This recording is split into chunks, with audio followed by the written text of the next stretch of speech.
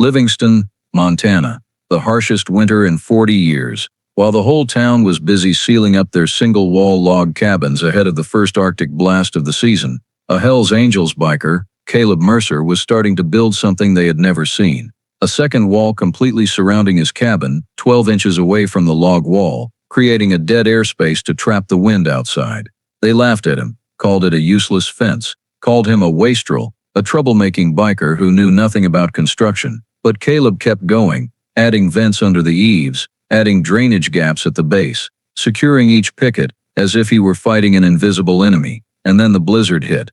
Winds of 60-80 miles per hour drove snow through every crack in standard cabins, drinking water froze right next to the stove. Children shivered in -30 degrees Fahrenheit cold. Families burned bundle after bundle of firewood, yet still woke up in sub-zero chill. But the biker's cabin, the one they had mocked, was 21 degrees Fahrenheit warmer than every neighbor's, measured and recorded precisely. What did Caleb understand about wind, about convection, about still air and heat loss that the entire town had overlooked for years? And why did that very cabin end up saving their lives when the second storm turned deadly? If you appreciate stories about practical wisdom, unexpected kindness, and people standing firm against brutal winters, hit subscribe. There are more true stories you won't want to miss. Caleb Ironhand Mercer arrived in Livingston, Montana, on a crisp late fall morning, bringing a Harley that had covered most of America, and a past he no longer tried to justify. Former Hells Angels California chapter, former combat engineer, who built wind and sand-resistant outposts in Afghanistan, and a man all too familiar with being misjudged at first glance. He chose Livingston not because he needed shelter, but because the wind here resembled the ferocious wind of his childhood in Duluth, Minnesota, where -30 degrees Fahrenheit winters used to freeze the inside of his windows, and as a small boy he huddled by the stove shivering while listening to his grandfather, a refrigeration engineer, repeat a saying he would only truly grasp later: "It's not the cold that kills you, Caleb, it's moving air that steals heat from the body." Growing up, he verified it again in Afghanistan, where steel-cutting cold nights left soldiers curled up in tents despite glowing coal stoves, until Caleb built a secondary wall, creating dead air between the layers, and the whole team slept warm as if by magic. After the war, he drifted across the West, once fixing a truck for a Crow elder on the reservation near Billings. The old man told him about double-skin teepees, an outer hide that took the wind, an inner one that held the warmth, and the quiet dead air between that kept people alive through blizzards. When fall 2024 poured into Montana, along with forecasts of the winter of the century, Caleb knew instinctively that the single-wall log cabin he had just bought wouldn't hold. The cabin was beautiful, old, smelling pleasantly of pine resin, but the tiny gaps between the logs would become deadly wind tunnels when Livingston's gusts hit 70-90 miles per hour. All the knowledge of his life, from his grandfather, the battlefield, to the Crow elder's teachings, merged into one clear idea that appeared before his eyes: build a second wall around the cabin, spaced precisely to hold still air and prevent wind from stealing the warmth inside. The day Caleb hauled the first load of lumber from Bozeman Lumber, neighbors stood on their porches watching with familiar looks, suspicion, avoidance, mixed with unfounded fear of a tattooed biker in a faded cut. One whispered, "Hells Angels have come to Montana." Another said, "No idea what he's planning with all that wood." Caleb heard it all but didn't react. He just parked beside the cabin, opened his notebook full of technical sketches, then staked out distances around the house, marking each picket position as if no one else existed. He knew they didn't understand, but that didn't matter. Winter was coming, and the gusts already whipping the pines behind the house warned of what no one in this town was fully prepared for. If they knew what he knew, they would build double walls too.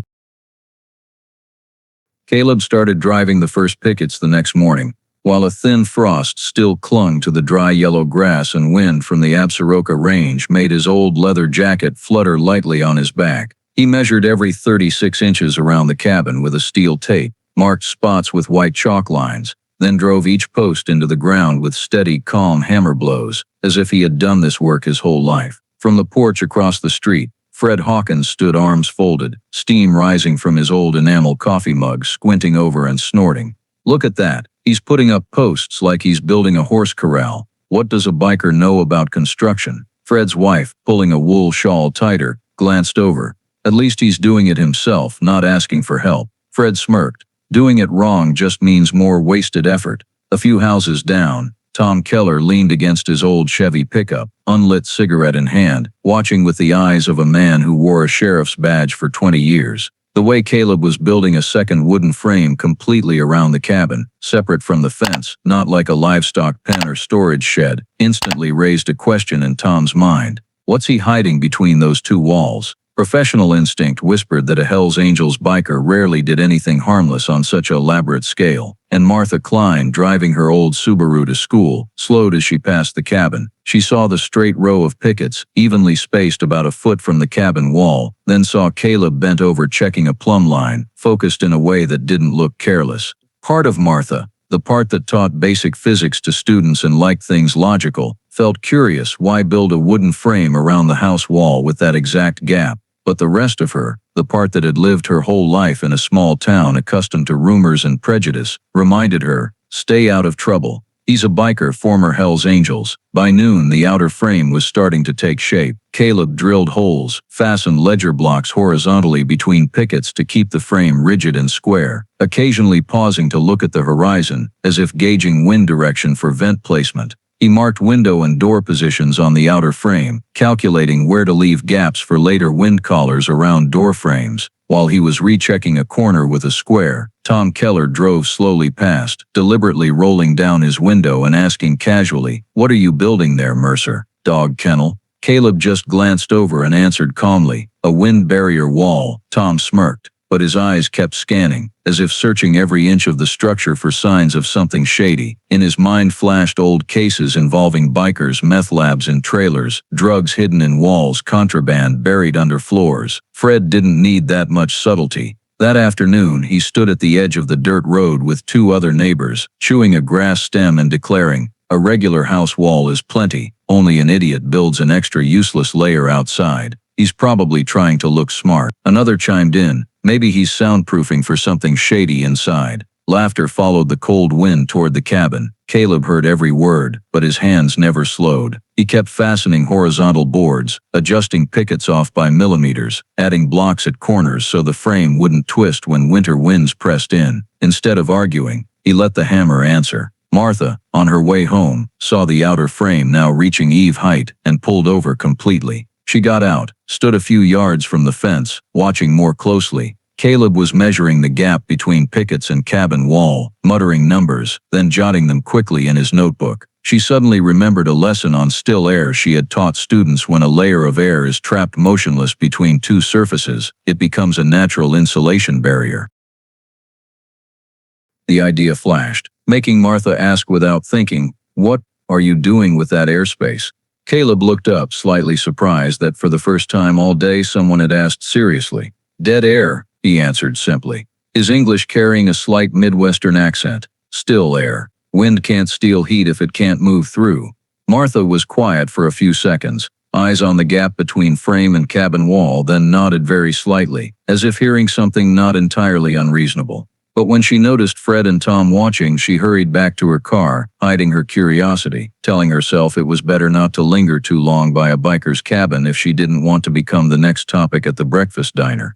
Evening fell, the Livingston sky turning lead gray, the wind colder. The outer frame now enclosed three sides of the cabin, only the mountain view side unfinished. Caleb's hammer blows remained steady, echoing through the valley in a rhythm independent of any judgment. Neighbors kept watching, guessing, joking to mask vague fear of the coming winter, and Caleb, sweat beading under his knit cap and call-used hands working, had only one concern: every picket straight, every block solid, every inch of gap enough to break the wind before it reached the cabin wall. He had lived long enough to know wind and cold didn't care if he was a biker or a saint. They only cared about structure. People could be as wrong about him as they wanted, as long as he was right about this wall. When the outer frame nearly encircled the cabin, Caleb drove to Bozeman and bought the largest single load of lumber the store had ever sold an individual that fall, 1,200 board feet, enough for a medium barn or a full cabin. The salesman eyed the faded Hells Angels patch on his jacket, then the amount of wood, and finally just asked, "What are you building, buddy?" Caleb only said, "A second skin for winter," but that answer didn't travel far.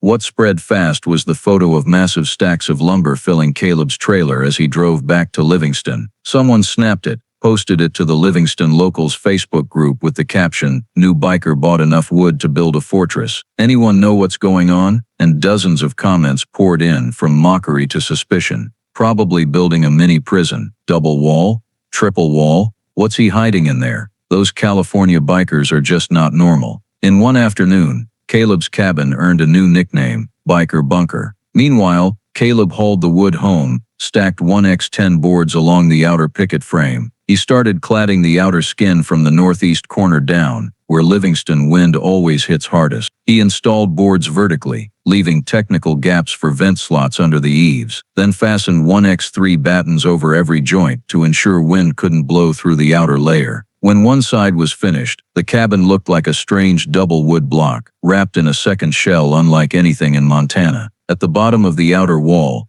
Caleb deliberately left a small gap, a drip gap, screened with steel mesh to drain moisture while keeping creatures out. He also added a narrow overhang at the roof junction to direct melting snow away, preventing back seepage into the space between walls. He did every step with the precision of someone who knew a few millimeters off could ruin the entire dead air insulation mechanism he was creating. But to the town, the sight of Caleb wrapping the cabin in wood only fueled the rumor storm. On Facebook, someone photoshopped his cabin into a wartime bunker with machine guns on the roof. Another posted a meme Montana version of the Mexico Wall. The more people commented, the less anyone tried to understand. Many driving past shook their heads. Wasteful, typical biker throwing money away stupidly. Only a crazy person would turn a cabin into a cabin inside a cabin. They didn't know Caleb was creating a still air buffer, what his grandfather called a life-saving void. They didn't know he had used the same structure to keep teammates alive through nights below 10 degrees Fahrenheit in the Afghan desert. And they didn't know he was preparing for a winter that every forecast said would be unlike any Montana had ever seen. In the days that followed, Caleb kept finishing the outer wall, ignoring skeptical stares and sighs from passing locals. When the outer cladding fully enclosed the cabin, he moved to the next phase, preparing material to fill the dead airspace. He pulled 3 bales of sheep wool from his pickup, wool from a Paradise Valley rancher whose truck he had once fixed, light but excellent insulation. It would create countless tiny air pockets. Then came sawdust collected from a mill and hay bought from a nearby farm. He spread it all on a tarp behind the cabin, mixing for looseness, avoiding tight packing because compaction destroys dead air, a concept most local builders never considered. As he shoveled the mixture into the space between walls, Hawkins watched from afar and scoffed, stuffing walls with straw, planning to roast the cabin for Christmas. Another neighbor added, "He must think this is Alaska." Tom Keller saw the opposite concealment. Not understanding the purpose, he assumed something illegal. When Keller asked what Caleb was stuffing in, Caleb answered calmly, "Still air needs material to hold it still." Keller frowned, not understanding but staying wary as if it were a clever lie. Martha was different. One afternoon coming home from teaching, she stopped longer, watching Caleb fill the space then seal the final batten, like closing an invisible door. She said nothing, but the curiosity in her eyes shifted from doubt to thoughtfulness. She realized Caleb wasn't working randomly. Everything followed a formula. It was just a formula no one in Livingston had ever seen before. But to the rest of the town, the double wall was simply overkill. Waste of time, waste of wood, waste of money, they concluded. No one knew Caleb was recreating an insulation method never applied to Montana's old cabins. No one knew he was conducting a massive real-world experiment, one only winter could grade, and winter was drawing closer every day. Wind over the mountains shifted direction. Pines in front of the cabin began creaking in the first November gusts. Caleb reached up under the eaves, feeling cold air flow through the vent slots he had left. Every detail was on track. While the town laughed at the biker bunker, Caleb knew the cold truth. Wind doesn't laugh, and winter won't spare anyone, not even those mocking him. The first blizzard arrived unlike any forecast. The night before, local radio still called it strong winds and light snow bands. But by dawn the next day, Livingston's sky turned an unnatural milky white, wind howling from the Absarocas like tearing metal. No one was ready when temperatures plunged from 10 degrees Fahrenheit to minus 25 degrees Fahrenheit, and gusts hit 60 miles per hour, hammering cabins like sledgehammers. In 1 hour, the whole valley was swallowed by thick snow walls, wind roaring like a jet skimming the ground. Fred Hawkins' cabin was the first to show the destruction of infiltration. Wind forced snow through every log gap, leaving white powder streaks on tables and floors. Fred was stoking the fire when he noticed something wrong. The water bucket 2 steps from the stove was already icing around the rim. When he reached toward it, his breath turned to tiny ice particles falling onto the water like metal dust. His wife Linda, bundling the 2 kids in blankets, heard the boy crying softly from cold, his lips turning bluish-purple despite the blazing stove. At the Klein cabin, conditions were no better. Martha got up early to check outside, but at the window saw thick frost covering the inside glass. Her breath instantly crystallized into frost flowers on the pane. Inside, the gas heater clicked away but couldn't hold warmth. She touched the log wall and felt cold like needles piercing skin. Her 78-year-old father sat by the stove wrapped in 3 blankets yet still shaking. Each breath grew labored as cold air drained warmth from his frail body. A few houses away, the Keller family was preparing breakfast when a sharp pop sounded from the sink. Water pipes had burst from rapid freezing. Water pressure blew out a metal section, spilling then instantly turning to ice on the wood floor, gleaming white and cold. Their dog Max, usually sprawled by the stove, now curled in a corner, trembling so hard his collar tags rattled. Outside wind was no longer howling. It had become screaming and shrieking, like thousands of nails dragged across tin. No one still thought this was a normal storm. By midday, the storm grew so fierce power lines gave out. A loud boom echoed somewhere in the valley. Then the entire Livingston neighborhood plunged into darkness. Lights in the Hawkins house flickered out. Electric heater fan died. The refrigerator gave a dying hum. Then silence. Linda screamed for Fred as she felt cold instantly claim the room. At the Kleins, Martha tried flipping breakers but switches were useless. She cracked the door a few inches. Wind immediately flung a handful of snow in her face, forcing her to slam it shut. No power meant no backup heat, no hope of keeping the cabin safe. The Kellers were no better off. Their small generator wouldn't start in the bone-carving cold. Tom Keller yanked the pull cord 3 times, then threw it down, cursing, not at the machine but at realizing this was the kind of storm that could kill in hours if a cabin couldn't hold heat. Everyone panicked in silence. No one in Livingston had seen an early-season blizzard this vicious enough that breath froze in front of faces, vicious enough that tiny cabin gaps became pathways for white death to pour in. Children cried from cold, the elderly gasped, and adults started calculating how to burn more than their firewood reserves. But no matter how desperate, no one thought of Caleb. No one wondered how the biker's cabin was holding against this monster wind. No one pictured him sitting by his stove with double walls standing quiet like a wooden fortress in the storm. To them, Caleb remained just the odd biker who built a ridiculous bunker around his cabin, not the only person who had prepared correctly for this moment. Caleb woke up while it was still dark gray outside, and the wind was still howling around the cabin, as if trying to rip apart the newly built outer shell. But the first thing he noticed wasn't the sound of the storm, it was the temperature. The air inside the cabin wasn't bone-chilling like every winter he had ever experienced. It was cool but not freezing. When he turned to look at the thermometer hanging by the wood stove, the red needle stood at 48 degrees Fahrenheit, and when he placed his palm on the inner face of the log wall, it was only slightly chilly like porchwood in fall, nothing like the needle-piercing cold of a single-wall log cabin in a blizzard. He walked to the door, cracked open a small shutter on the outer wall, then pushed a second thermometer, the kind for extreme cold, out beyond the wind barrier. The reading dropped fast, minus 14 degrees Fahrenheit. He closed the shutter, came back inside to measure the same spot on the inner log, plus 7 degrees F. A 21 degrees Fahrenheit difference lay right between the 2 walls, the same figure he had seen in Afghanistan, in field tents using dead air to fight Middle Eastern night winds, but never something he was sure could scale to an old log cabin in Montana. Caleb looked at the 2 numbers in his notebook, then leaned back against the wall, a faint smile, rare as winter sunshine, appearing on his face. Outside the cabin, wind blew as if punishing the entire valley, but inside the warmth held steady, no drafts, no whistling through cracks, no fine snow dusting in like at the Hawkins or Keller cabins. When he opened the stove, the ashes were still glowing red, though he had only burned a small bundle of wood the night before, less than 40% of what he used to use on similarly cold nights. That was the clearest sign. The double wall was working exactly as the ancient insulation principle he had spent his life understanding. Caleb jotted quickly in his notebook, Fuel consumption, reduced till to 40%. Heat retention, stable. Dead air holding. He underlined the last line twice, because that was the factor everyone out there didn't understand and didn't believe. Still air is the warmest coat there is. About 2 hours later, while the storm still raged, whipping the cabin like white waves, Caleb heard slow footsteps crunching on crusted snow. He pulled the curtain aside and looked out. A figure loomed through swirling snow blown by gusts. Fred Hawkins. Fred walked hunched against the wind, one hand pulling his knit cap down, the other clutching his jacket tight to trap warmth. As Fred neared the cabin, he had to shield his face from snow stinging like metal shards.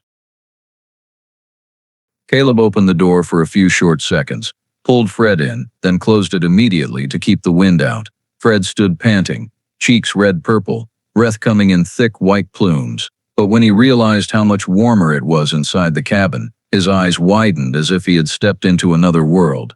"God, Mercer," Fred muttered, turning in a circle to take in the small room. How is it not cold in here? My cabin, ice forming right by the stove. Soup in the pot froze solid. The two kids shivered all night. Caleb adjusted a pair of gloves on the table and said, "Double wall stops the wind. Outer wall takes the force. Inner wall holds the heat. Dead air space in between keeps wind from sucking warmth out." Fred blinked. He heard every word but understood none of them. To him, a log cabin was a log cabin. Thick logs meant warm, thin logs meant cold. Simple as that. But what he was feeling defied every logic he knew. Caleb's cabin walls had no snow leaking in. Breath didn't turn to ice dust. Wood in the stove didn't burn furiously to fight the outside cold. 60 miles per hour wind didn't rattle the cabin like a tin can, the way it did his house. Fred placed his hand on the inner log and flinched because the wood was warm enough not to numb. "Impossible,"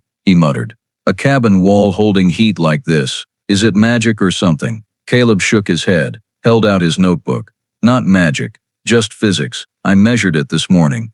He pointed to the notes. Fred stared at the numbers longer than necessary. Not because he understood physics, but because he was trying to piece together the truth. His cabin was freezing from the inside out, while the biker's cabin, the one the whole town thought was crazy, dangerous, and clueless, was 21 degrees Fahrenheit warmer, right in the middle of a howling blizzard. I've never seen anything like it," Fred said, his voice free of any mockery. Caleb didn't reply, just pulled out a chair for Fred to sit and poured him a mug of hot coffee. To Caleb, this result wasn't luck. It was the inevitable outcome of a principle he had tested his whole life. Keep air still, and it will keep people alive. After Fred left, Caleb stood by the door a long while, watching snow swirl in the wind. He knew he didn't need to prove anything to this town, but he still opened his notebook and added one line. "Day 1 blizzard, system confirmed." It wasn't the note of someone wanting to brag. It was the note of someone who understood this was just the beginning.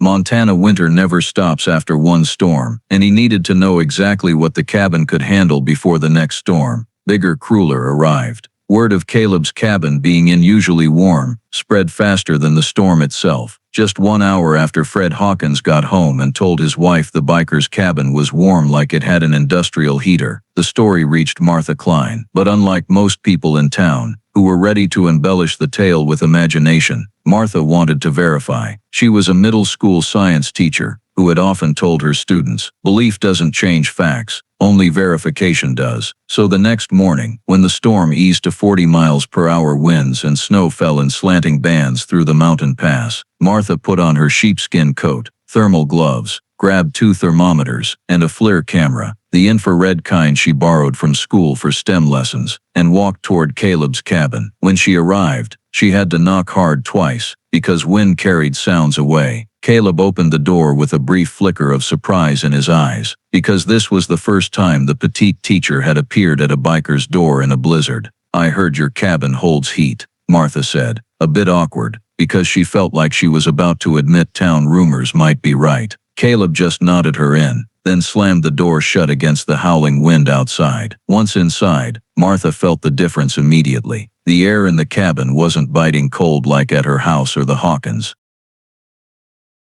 She pulled her scarf from her nose, surprised she didn't need to cover her face to breathe. Breath didn't crystallize into white dust. She touched the log wall and pulled her hand back, not from freezing but because it was warmer than expected. "I want to measure." Martha said, holding up the two thermometers.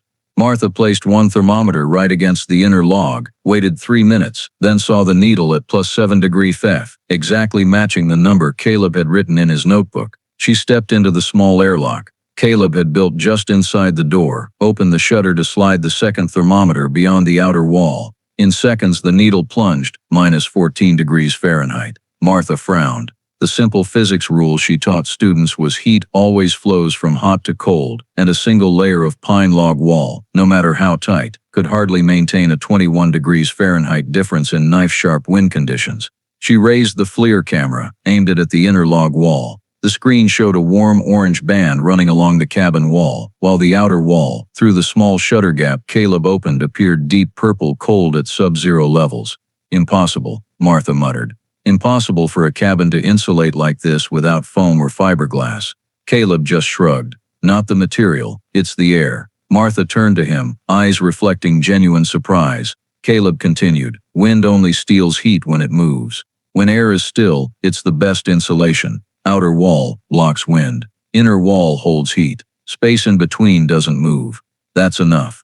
Martha stood still a moment, trying to reorganize the information in her mind. In class, she had lectured on convection, heat transfer by moving air. She had taught students why hands feel colder in strong wind, even if the air temperature isn't that low. She had also talked about wind pressure, the force that drives air through every tiny gap. And most importantly, she had said air infiltration is the biggest enemy of every cabin in Montana. But all those lessons had never connected so vividly until now, standing in a cabin warmer than average physics equations allowed. "Where did you learn this?" she asked. Caleb didn't answer right away. He just handed Martha his notebook, a thick one, edges worn, filled with notes in neat handwriting. Temperatures, wind speeds, humidity, sketches of double walls, picket spacing, cavity volume calculations, relative heat transfer coefficients compared to single log. Martha was stunned. What she saw wasn't the sketch of a guy building a cabin on instinct. This looked like an experimental report, like documents she had read in advanced science teacher training. "Mercer," Martha said, for the first time using his name instead of that biker, "you really know what you're doing." Caleb didn't boast, just said softly, "I don't like freezing to death, and I like seeing others freeze even less." Martha fell silent. In that silence she looked around the cabin again. Not just warm, but stable. No rattling like the Hawkins cabin. No wind whistling through walls like the Keller cabin. No inside window frost like her own. And that truth, too clear to deny, started cracking every prejudice in her mind. "I need to tell others," Martha said, voice quiet but firm. Caleb neither objected nor encouraged. He just said, "Tell the ones who believe in science." But what Martha didn't know was rumors had already outrun her. As she stepped out of the cabin, wind whipped snowbands across the porch, and she saw 3 people standing not far away, curious neighbors trying to peer through the outer wall. One whispered, "Heard the biker cabin is warm like a hotel." Another replied, "He must have some hidden heater inside." An old woman shook her head. "He's a biker. Can't trust it." Martha said nothing, but for the first time she didn't side with the crowd. Back home she opened her laptop, went to the Livingston locals group. The latest post was Caleb's cabin photoshopped into a bunker. Instead of scrolling past like usual, Martha typed one single comment, "Not a bunker, just physics." And it works very well. Minutes later that comment drew dozens of replies, half surprised, half skeptical, but all circling the same question, what's going on with the biker's cabin? And from that moment the whole town started paying attention. No longer harmless mockery. No longer silly rumors. This was something different. Something challenging everything they knew about cabin building. Something forcing them to look at Caleb Mercer with new eyes, even if they weren't ready to admit it yet. The first blizzard was just starting, but the reputation of the biker cabin had already begun spreading beyond the wood, beyond the valley, carried by the wind across Livingston like an unanswered question. The second blizzard arrived just 3 days after Martha left Caleb's cabin, and this time it didn't look like a test. It looked like a death sentence hanging over the entire valley. Weather radar warned winds could hit 70 miles per hour, but before the sun rose, the first gusts already struck Livingston faster than forecast, 80 miles per hour, dragging a blinding snow curtain so thick visibility was less than 6 feet. Temperatures plummeted to -38 degrees Fahrenheit, cold enough that exposed skin could get frostbite in 30 seconds like a burn. No one in town was prepared because they thought the first storm was the winter's peak. They didn't expect nature had saved its hardest punch for this one. The Hawkins cabin, already battered from the first storm and full of cracks after that infiltration night, nearly surrendered as the strongest winds hit. Fred and Linda tried sealing windows with towels and cardboard, but it was useless when wind screamed through every log gap, tiny cracks they had never noticed before. Cold poured into the cabin like a living thing, slipping through every hole, blowing warmth from the stove, the bedroom, the spot where the two kids huddled. The boy, Kyle, started shivering uncontrollably. His lips turned from red to purple, then pale gray. Linda held him close, trying to pass body heat, but it was futile. Beside them, little Sarah breathed out thick white plumes like fog, a clear sign indoor temperature was nearing freezing. At the Klein house, conditions were even worse. Old Mr. Klein, lungs weak from old illness, could barely breathe in the brutal cold. Martha burned through all their firewood reserves, but the flickering flames couldn't beat the drafts blowing through walls. She had to place a basin in front of the stove to catch flying snow, an image Martha never imagined facing in her own home. She heard wind shrieking through wood gaps like metal scraping glass. Curtains inside fluttered not from people moving but from wind pouring in. Mr. Klein gripped his daughter's hand, breathing in gasps. It won't be okay. Martha had never felt so helpless. At the Keller house, chaos reached a point they could barely control. Water pipes, already weakened from the first storm, burst a second time. A jet of cold water shot out, then froze instantly on the wall, forming a thin glass-like ice sheet. Max, the family dog, whined weakly from cold, then buried his head under the table seeking any remaining warmth. Tom Keller tried the backup generator, but it stopped when wind blew into the vent. Minus 38 degrees Fahrenheit turned the oil thick as mud. Snow blowing in through the vent cracked a small plastic part, and with it went the family's last hope. Across all of Livingston, every cabin sank into darkness because the storm snapped power poles miles from town. The grid went dead. No place in the valley had lights except Caleb's cabin, and only lit by steady wood fire behind double walls. 2 days, that's how long rescue teams estimated to reach the mountains with roads blocked by snow and winds beyond safe helicopter limits. 2 days in minus 38 degrees Fahrenheit wind was a death sentence for any single wall log cabin, and the people of Livingston, used to winters but never one like this, finally realized what they had refused to understand. This wasn't just toughing out the cold, this was life or death. Hawkins watched his two kids shiver uncontrollably, breathing erratic, eyes growing glassy. "Linda, what do we do? We won't make it," Fred whispered, voice choked from cold and fear. Linda just shook her head, face ashen. Both knew they had burned more than half their winter firewood in just 2 nights. Too little left to keep the house alive through this storm. At the Kleins, Martha staggered to add more wood, but flames only burned minutes before dying as wind sucked heat out. She heard Mr. Klein coughing, each cough tearing his lungs. She knew if indoor temperature dropped below freezing another hour, her father wouldn't survive. Tom Keller watched his wife tremble in their thickest clothes. "God," Tom muttered, "we're going to freeze to death." Those words came from the anger of a man who thought he controlled everything, but this time, nature far exceeded their life experience. And the most terrifying part, no one had a solution. No one thought of Caleb, at least not yet. No one wanted to knock on the door of a biker they had mocked for weeks. No one wanted to admit the only person in the valley who truly understood what was happening was the man they misjudged from the first moment. But as wind howled, snow thickened, and their cabins kept losing heat like leaking guts, only one question hung in every mind.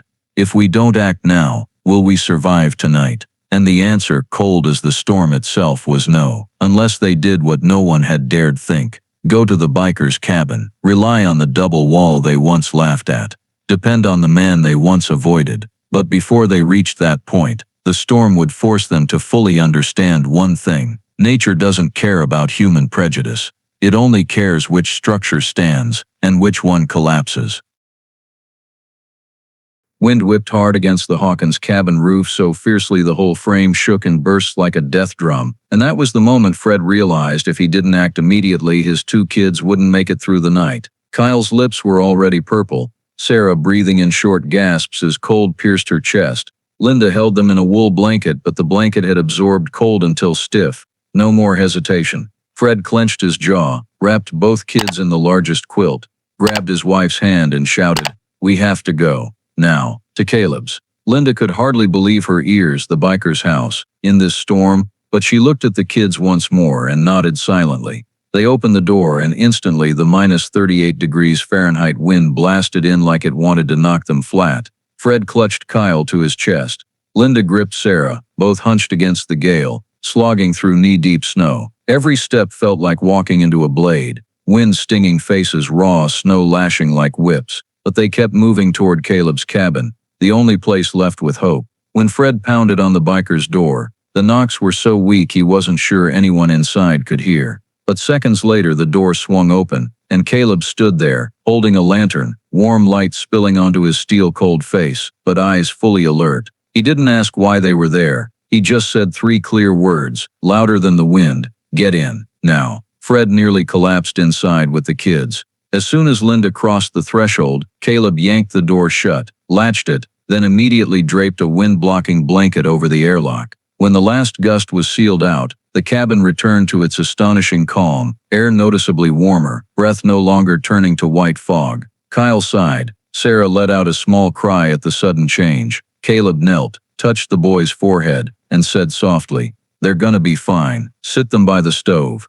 At the same time, through the blinding snow outside, Martha was trying to support her father step by heavy step. Mr. Klein's breathing was thread-thin, each inhale a dry wheeze. Martha had wrapped him in 3 coats and a wool blanket, but wind cut through everything as if nothing stood in its way. She had no choice but to head for Caleb's cabin. The only place in the valley she knew offered real shelter. When Caleb's door opened a second time, Martha was nearly buckling. Caleb stepped forward quickly, lifted Mr. Klein like he weighed no more than a light bag of firewood. "Inside." "Quickly," he said, voice low but urgent. Mr. Klein was placed by the stove, where heat from the double walls kept air steadier than any cabin in Livingston. Martha stood panting, pulling off her face scarf, eyes red from cold and from another emotion, the feeling of finally reaching safety. "Thank you, God, thank you," she burst out. Caleb only replied, "Nobody freezes here." The words short, no pride, no expectation of credit, just the rule he had set for this cabin. As the next fierce gust roared down the mountainside, 3 more figures appeared through the blinding snow. Tom Keller, his wife and their dog Max, trembling with ice stuck in his fur. Tom tried to keep Max from slipping while his wife clutched her chest, breathing ragged from extreme cold. Caleb didn't wait for a knock. He opened the door before they reached it, as if he knew anyone out there now had no strength left to wait. "Get in, bring the dog," he said. Tom was stunned at the last part. Even him. Caleb glanced at the endless white outside. Nobody freezes. That was the rule, and it applied to people and loyal dogs alike. When the door closed for the last time, the biker cabin now held a total of 12. The 4 Hawkins, the 2 Kleins, the 3 Kellers plus Martha and Caleb. A 14x18-foot space had never held so many. But what stunned everyone was, it didn't get colder. The air stayed at 48-52 degrees Fahrenheit. Thanks to the dead air insulation, Caleb had been mocked by the whole town for building. The warmth inside wasn't the blazing heat of a huge fire, but steady warmth, enough to breathe normally, to stop shivering, to let hearts and lungs work properly. What the families couldn't believe was the cabin didn't feel stuffy, didn't lose heat, no drafts sneaking through log walls, no wind whistling through cracks. How is your cabin not cold?" Linda asked, voice still shaking, but now from shock. Caleb just pointed toward the outer wall. "The wind dies before it reaches the logs." Fred placed his hand on the inner wall, eyes wide.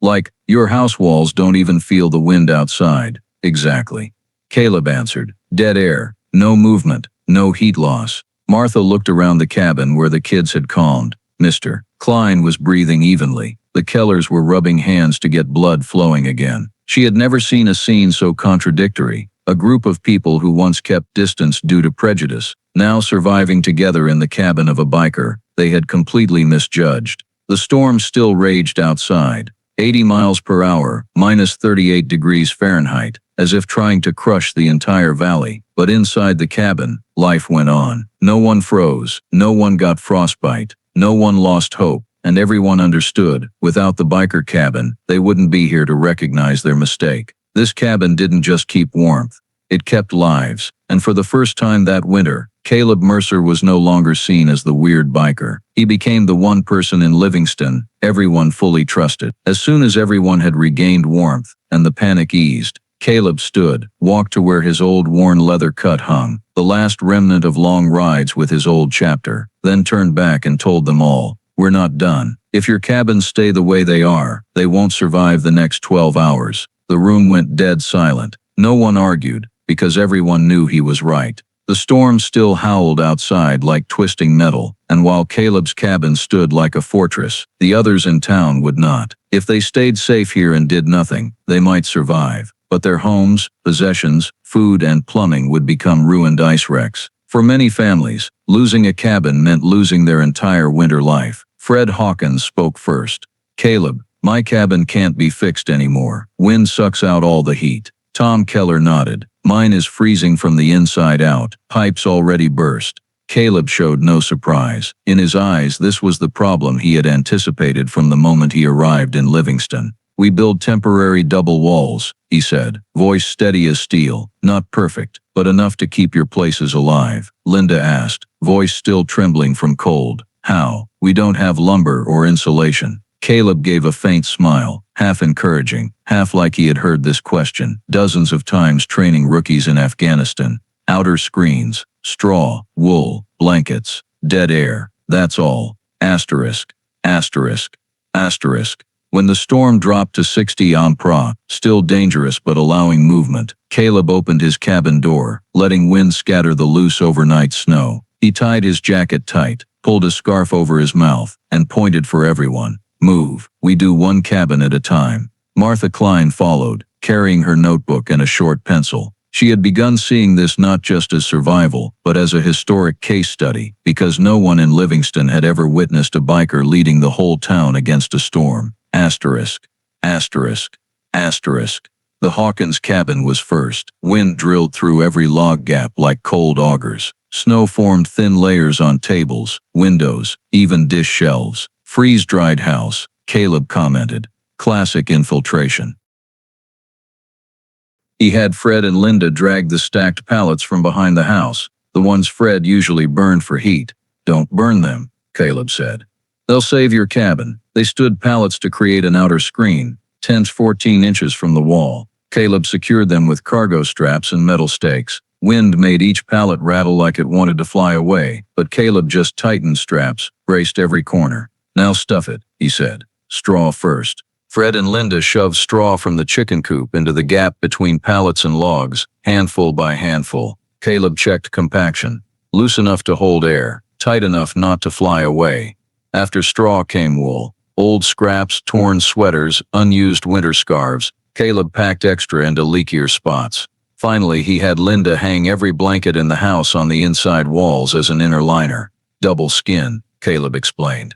"Just like a teepee. Outer layer fights the wind.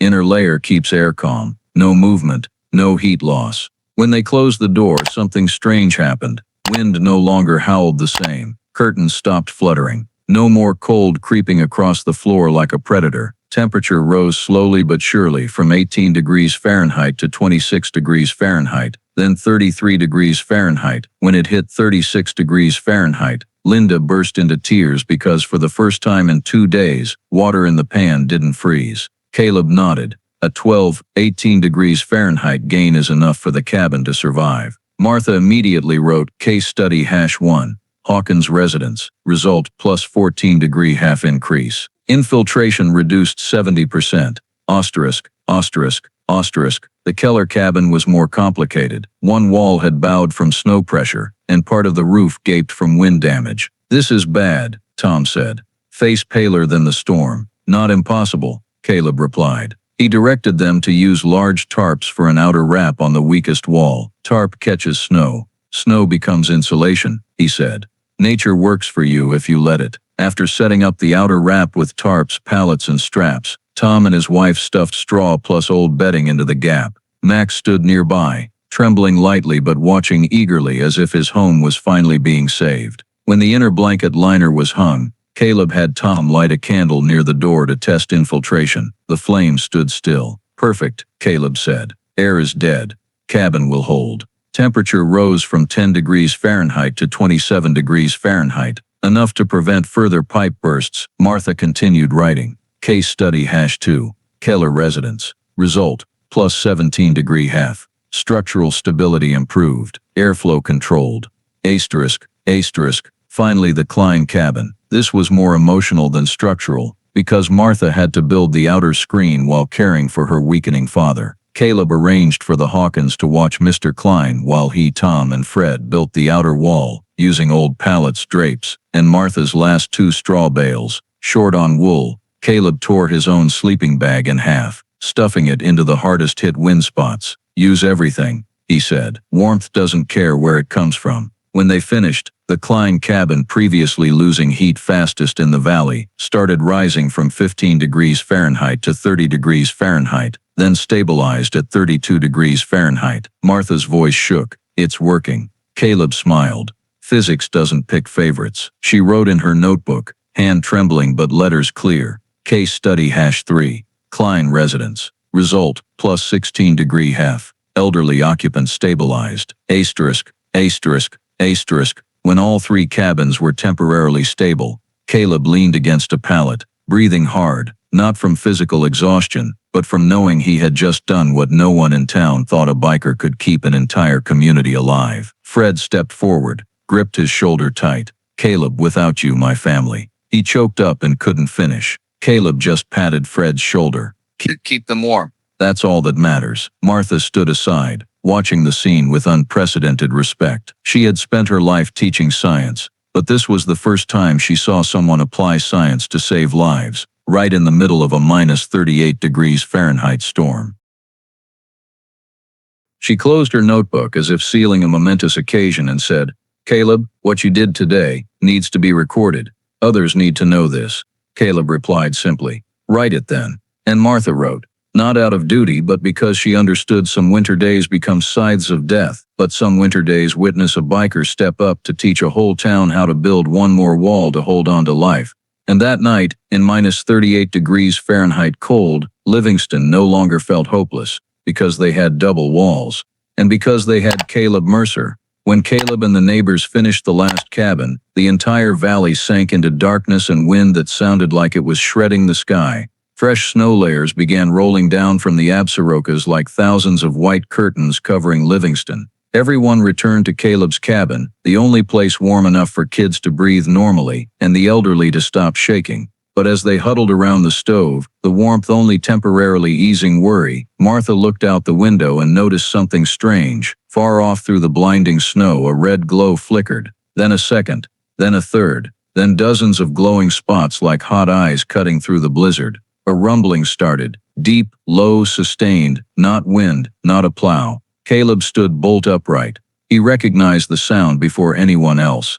Harley engines running full choke in a storm. Moments later, when the lights were close enough to reveal shapes, the whole cabin held its breath. A group of about 70 bikers was riding through the storm, forming a long red line, like a dragon of metal and fire crawling over ice-eaten terrain. They were coming from the Billings direction. Holy hell. Billings chapter. What the hell? Tom Keller stammered. Caleb only breathed. They heard, and they had. The Billings chapter of Hell's Angels, the people he once considered family before leaving the chapter for quiet, had heard from an old member that Caleb Mercer was single-handedly saving a whole town from a killer storm. None of them would leave a brother facing nature's fight alone, so they did what bikers always do: rallied and rode. Even in minus 35 degrees Fahrenheit, 70 miles per hour winds, roads thick with ice, they battled the gale, breaking into small packs to shield each other from wind, riding segments then regrouping like a mechanical wolf pack. Townspeople crowded outside to watch, despite wind-stinging faces raw.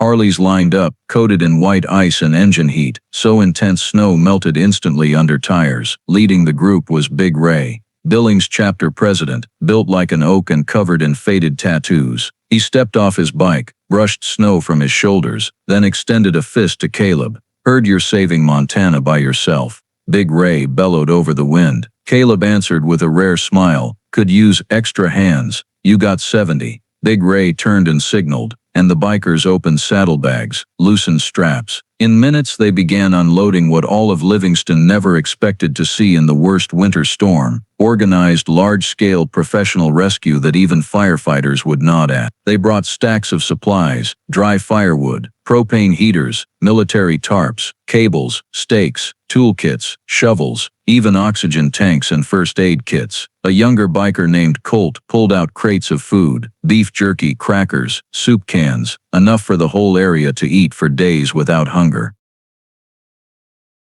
The townspeople stood stunned. In their minds, Hell's Angels were associated with noise, rebellion, sometimes danger, not long-distance rescue teams. But right before their eyes were 70 people splitting tasks under Big Ray's commands like a real emergency response unit. Group A, firewood runs. Group B, check the elders. Group C, reinforcing walls, follow Caleb's lead. No one argued. No one hesitated. The bikers worked as if they had drilled for months. Fred Hawkins watched speechless. They act like they've been saving people their whole lives. Caleb only said, "We're used to protecting our own. A storm's no different." Asterisk, asterisk, asterisk. In less than an hour, biker teams split off hauling supplies to every cabin. When wind pushed them back, bikers formed lines shielding each other like bison facing a storm. They built outer screens from pallets, tent tarps, wood frames, PVC pipes, anything that could create a barrier for dying cabins. Where there was no straw, they used wool blankets. Where wool was short, they stuffed sweaters, sleeping bags, old jackets. Bikers didn't care about looks, only that cabins held warmth. Another team went house to house checking if elderly could breathe. If kids had frostbite, they handed out food, lit heaters, fixed stovepipes, added wind-blocking hinges, and they did it all in respectful silence. No show, no demand for thanks. No need for applause. One biker knelt on both knees in snow to drive a stake holding an outer tarp at the Morrison house. When he stood, snow coated his beard and jacket. Morrison choked up, "Thank you. I don't know what to say." The biker just patted his shoulder, voice soft as wind. "Just stay warm, brother." Asterisk, asterisk, asterisk. By midday, all of Livingston looked like it had been fitted with new armor. Every cabin had temporary outer walls, everywhere stuffed with straw, wool tarp, wind deflected as if split by artificial buffers. Cabins that had been -5 degrees Fahrenheit inside now rose to 10 degrees Fahrenheit, 15 degrees Fahrenheit, some reaching 18 degrees Fahrenheit, enough to stop pipes freezing and preserve survival warmth. Martha stood recording everything, hands shaking but eyes bright with amazement. She whispered, This is incredible. It's a coordinated thermal intervention." Caleb smiled. "We call it helping each other." Fred Hawkins pulled Caleb aside. "I thought wrong about you, about bikers, about all these people." Caleb just shrugged. "Most people do, until winter hits." Asterisk, asterisk, asterisk. As the sun began to set, purple twilight glowing on 70 ice-covered Harleys, the town of Livingston felt real hope for the first time since winter began. When the second blizzard finally retreated, slowly, heavily, leaving waist-high snowdrifts and power poles snapped like matchsticks, Livingston was no longer the Livingston of a week earlier. Not because snow had buried every road or because power lines froze into icy spider webs, but because the people in the town had changed, in a way deeper than any storm could reach. And that change began with them coming to Caleb's cabin, no longer to beg for help, but to say thank you. Fred Hawkins was the first. He trudged through the snow like a man carrying guilt all night, eyes red from lack of sleep, but shining in a different way. The look of someone who knows he was wrong. "Caleb," Fred started, as Caleb was shoveling a path in front of the cabin. "You saved my family. There's no way to say it enough, but I'm sorry for thinking you were dangerous." Caleb leaned the shovel against the wooden handle and answered calmly, "Winter doesn't care who we are, only how prepared." Fred nodded, eyes welling up. Linda stepped forward and gently hugged Caleb's arm. The two kids stood behind, Sarah still wearing the oversized biker gloves Caleb had given her that night. She clutched them like a talisman. Soon after, the Keller family came over too. Tom Keller, the one who had been most wary of Caleb, the one who had said that biker is definitely hiding something illegal at the neighborhood meeting, approached with obvious awkwardness. "I owe you my wife's life. And the dog's too," Tom said, voice catching. Max stood beside him, tail wagging lightly at recognizing Caleb. Caleb knelt and scratched his head. Good boy. Glad you made it. Tom sighed as if releasing all the prejudice that had weighed on him.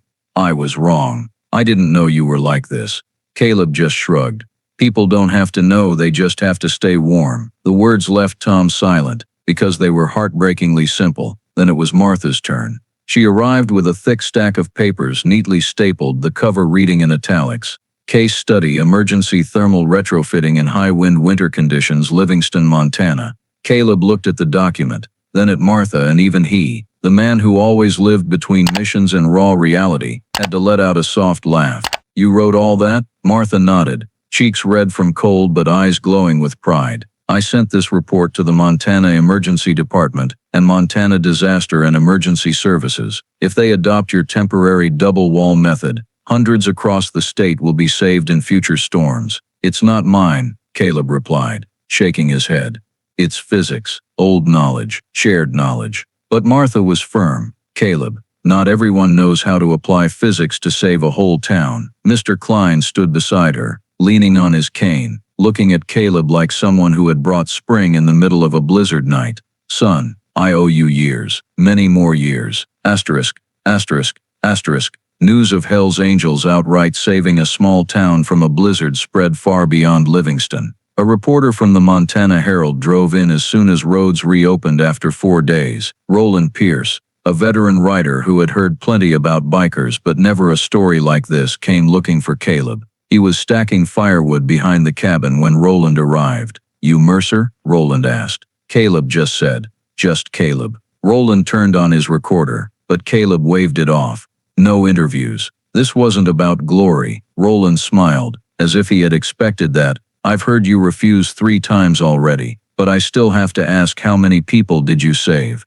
Caleb paused. He didn't look at Roland but toward the trail where the storm had raged days earlier. I didn't save anyone. They saved themselves. I just kept the wind off them. Roland looked at the man, a biker, a former soldier, someone who understood winter better than all of them, and shaped his article in his head. It ran the next morning, headline bold on the front page.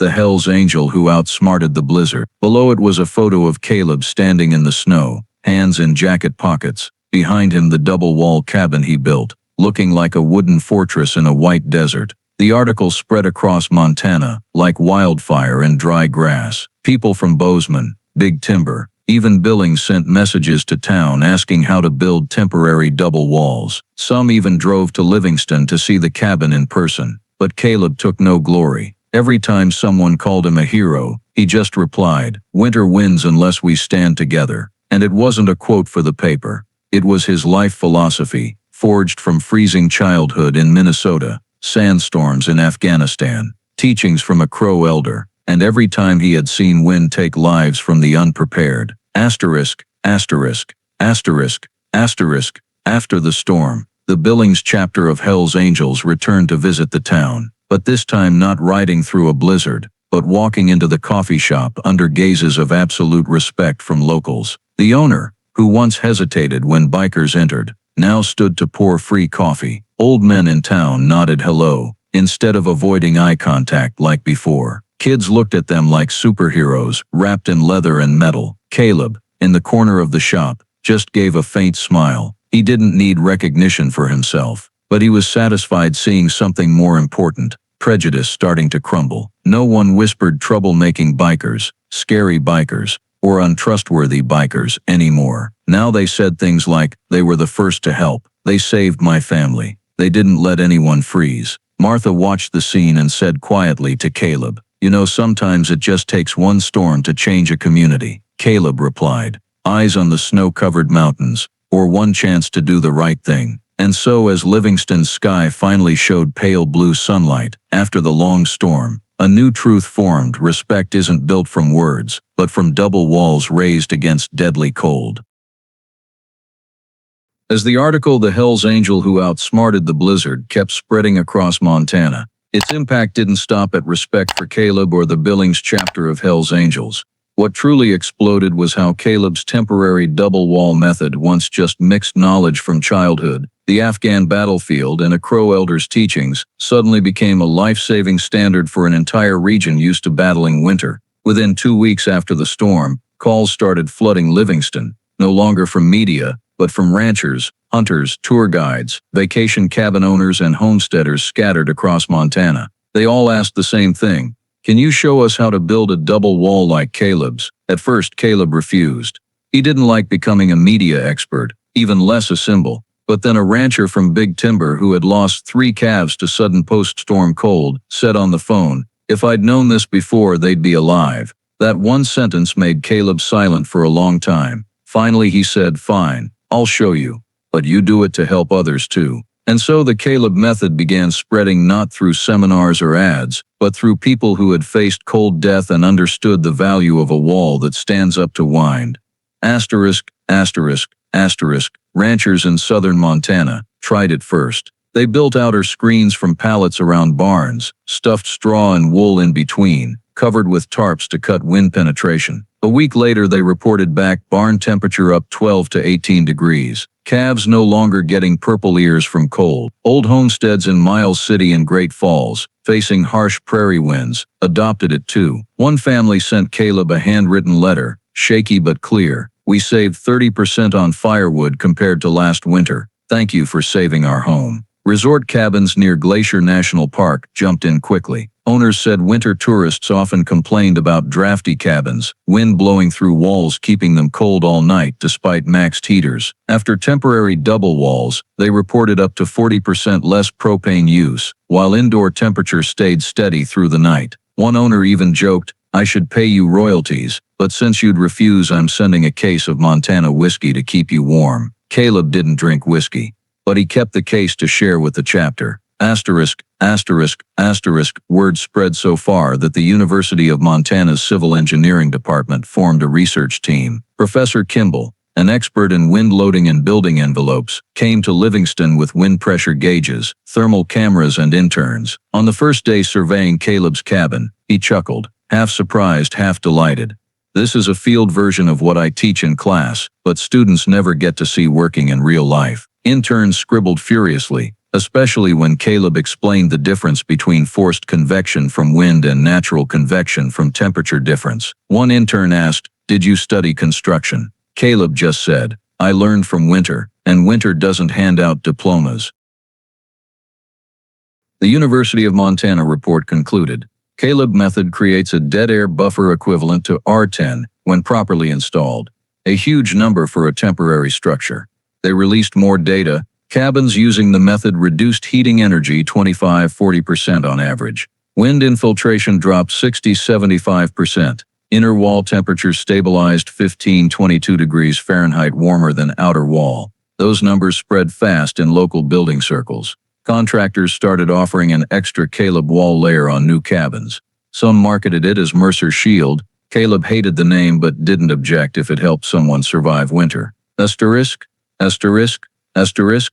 Then when the Department of Public Health released its official report at winter's end, Livingston had completely changed its place on the Montana map. The report stated clearly, no cases of child hypothermia in the Livingston, Paradise Valley area after the second storm. First time in 12 years. Cause listed local adoption of emergency insulation strategy. Reading it, Martha went straight to Caleb's cabin. She showed him the paper. Caleb looked at the line, shrugged. Good. Kids shouldn't freeze. Martha placed her hand on the notebook she had filled during both storms, eyes shining. Caleb, you changed how Montana faces winter. Montana just relearned what the Crow knew long ago, Caleb replied. Keep the wind out, keep the heat in. Everything else is details. But Martha shook her head. No one before you turned it into a strategy that saved hundreds of cabins. Caleb was quiet a moment, then said, I didn't do it alone. And that was true.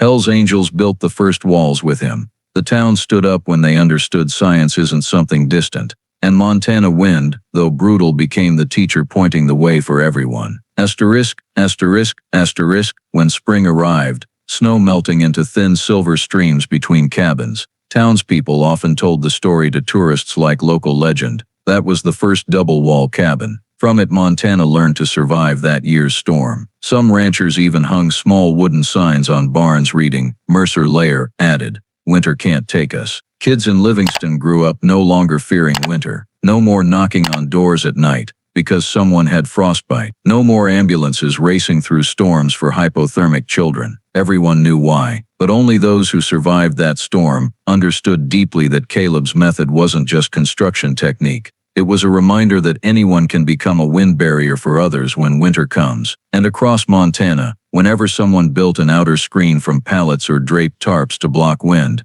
they called it the simplest name: doing it Caleb's way. When the next winter crept down from the Absarocas, Livingston was no longer a town shivering before the wind like the year before. It felt like a community reborn, as if after that storm, everyone had been reforged in fire and ice. Every new house built in town, from small cabins on hillsides to sprawling homesteads along the valley, shared one feature: a double wall, a dead airspace, that all of Montana now called the Caleb layer. No one saw it as optional anymore. It became standard. When contractors showed house plans to clients, they asked the familiar question, "Do you want a 12-inch or 14-inch cavity?" When builders raised walls, they told each other, "Remember the air gap, don't choke it." When first snow fell, people no longer rushed to stuff towels in door cracks like before. They built vestibules, hung inner liners, reinforced outer walls, all rooted in the knowledge of a once misunderstood biker. And Caleb, the man who never liked attention, ended up leading every project the town asked him for. Not because he wanted to, but because they trusted him more than anyone else. Asterisk.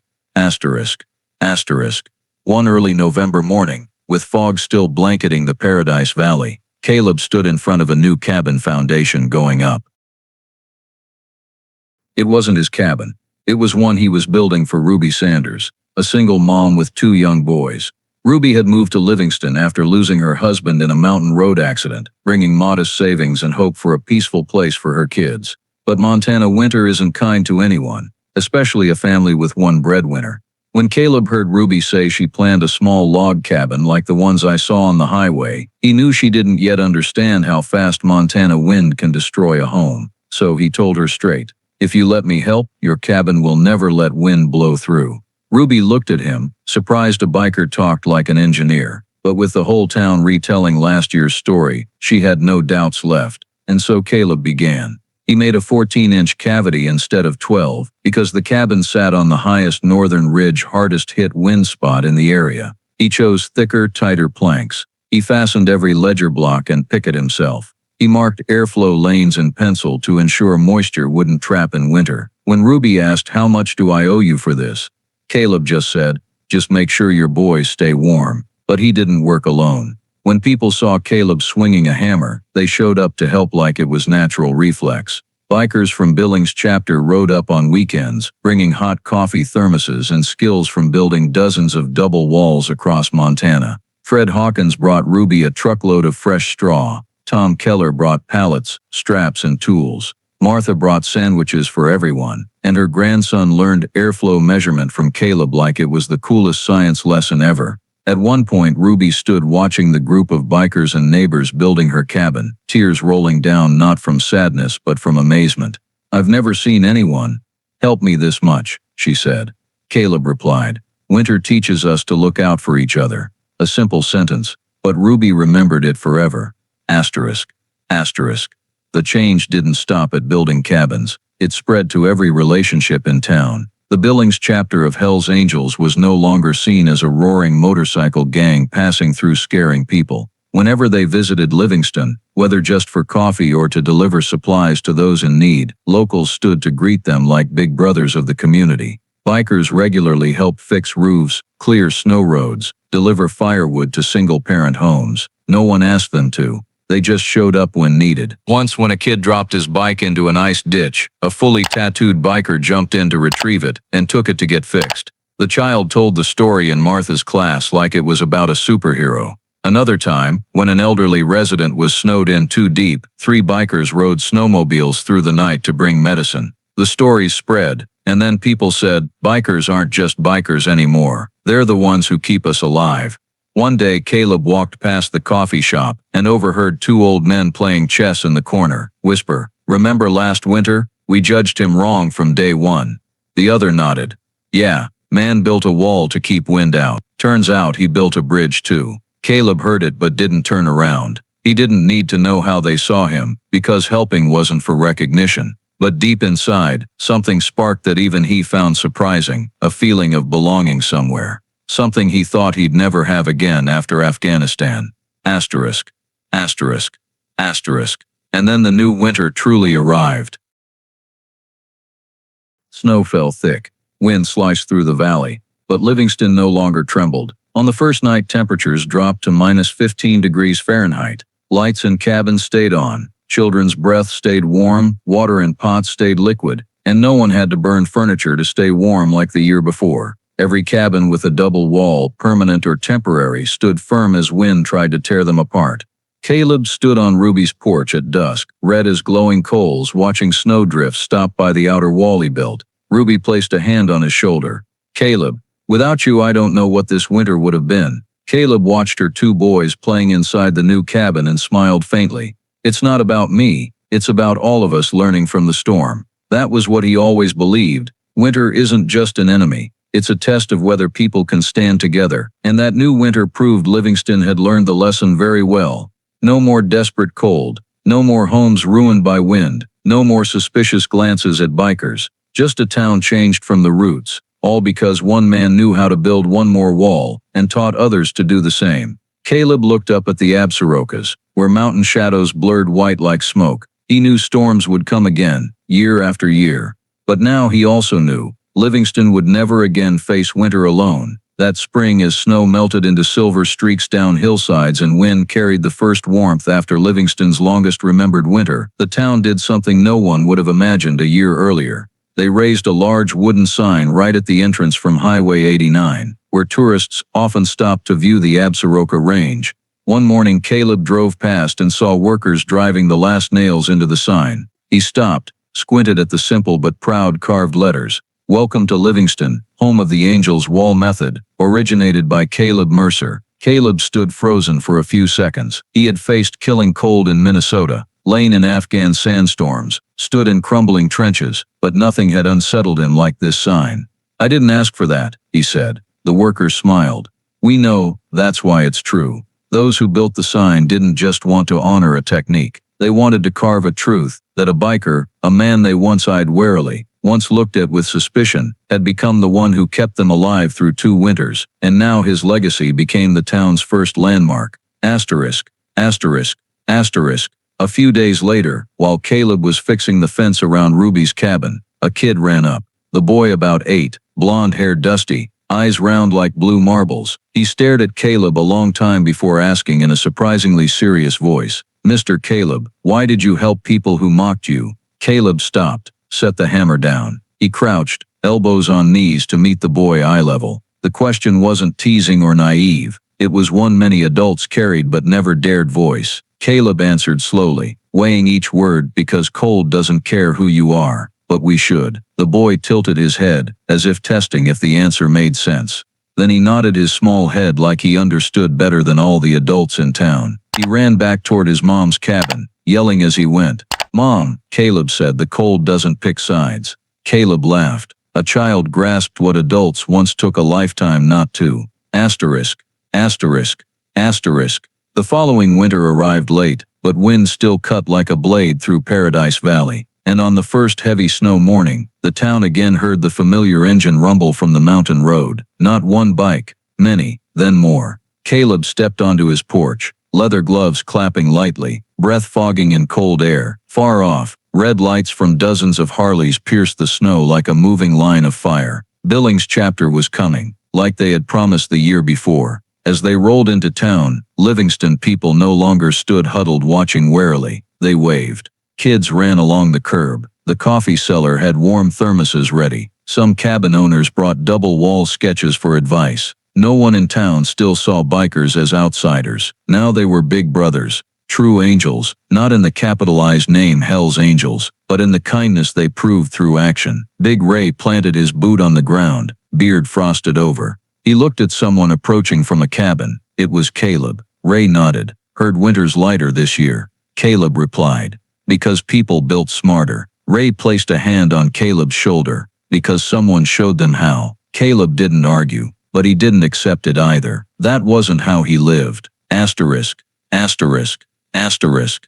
As the early season sun shone on the town, light glinted off newly built outer walls, off tarp-wrapped pallets, using techniques learned from Caleb, off dead air spaces kept at perfect gaps, and down the snow-filled main street, the Hells Angels lined up in 2 rows riding slowly through town, engines echoing like a declaration. They would always return when Livingston needed them. Kids ran alongside waving. Adults stood on porches smiling proudly. No one looked at leather cuts or tattoos as symbols of trouble anymore. Now they were symbols of unexpected kindness. Caleb stood alone by the fence, hands in pockets, watching the bikes pass. He didn't wave. He just dipped his head slightly, a small gesture the bikers out there understood better than any words. A thank you, a greeting, a bond among people once misunderstood, but who still chose to do right. And as the last Harley turned the corner, engine fading into cold wind, Caleb went back inside the cabin, picked up his old notebook from the table. On the first page he added one line: "Walls keep out the wind, people keep out the cold." That was the true legacy of the Angels' wall method, not the walls, but the people standing behind them, people who believe that no matter how harsh winter gets, a community standing close will always be stronger than the wind. And so the story of a biker who built a double wall once mocked by the whole town became a small Montana legend. A legend not written in magic, but in wood, straw, warmth, and the hearts of angels riding through snow. If you want to hear more true stories about unexpected kindness and people rising in adversity, remember to hit subscribe. See you on the next journey, where we uncover more extraordinary things hidden in seemingly ordinary lives.